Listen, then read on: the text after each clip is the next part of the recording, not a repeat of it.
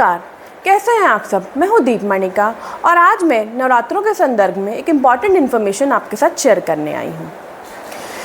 3 questions के answer आज मैं आपको दूंगी। पहला ये है कि नवरात्रों में हम किसको पूजते हैं, दूसरा कि इसके पीछे कौन सी कथा प्रचलित है, तीसरा कि हम कौन सी रेमेडीज़ करें इन दिनों में कि हमारे घर में बहुत सारी अबंडेंस और प्रॉस्पेरिटी आए।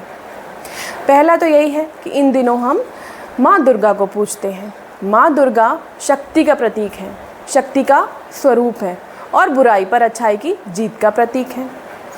एक बहुत ही प्रचलित कथा है कि एक महिषासुर नाम का दैत्य दानव हुआ करता था, जो कि साधुओं को, देवताओं को बहुत तंग करता था, लेकिन वो बहुत शक्तिशाली था क्योंकि उसको ब्रह्मा जी ने एक वरदान दिया था कि ना ही उसका कोई मनुष्य खात्मा कर सकता है और ना ही कोई देवता।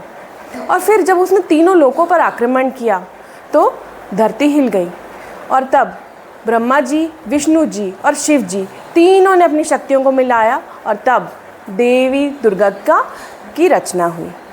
देवी दुर्गा महिषासुर से 9 दिनों तक लड़ी।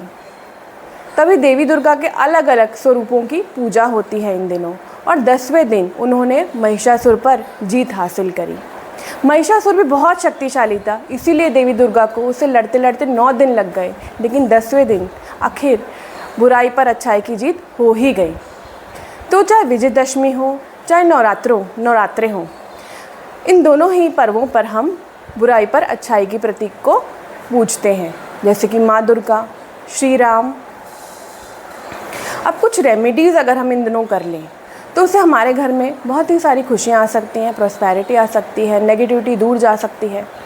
तो 3 रेमेडीज़ आज मैं आपको बताऊँगी। पहली रेमेडी तो है कि आप किसी भी दिन कर सकते हैं नवरात्रे के। आपको करना क्या है कि आपको सुबह उठना है, पीले कपड़े के अंदर 5 लौंग, 5 इलायची, हरी इलायची और 5 सुपारी के दाने आपने इस पीले कपड़े के अंदर बांध के रख देने हैं और भगवान से प्रार्थना करके इसको देवी दुर्गा को अर्पित कर देना है।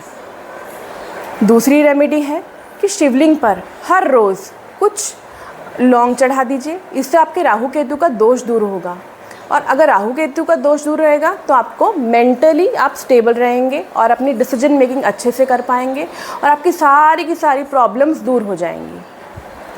तीसरी रेमेडी है जो आपको ज़रूर करनी चाहिए कि रोज़ सुबह उठें, नहाए धोएं, दुर्गा चालीसा करें और जब आरती करें तो उसमें कपूर ज़रूर डालें। इससे आपके घर की सारी नेगेटिविटी दूर होगी और पॉजिटिविटी आपके घर पे अट्रैक्ट होगी।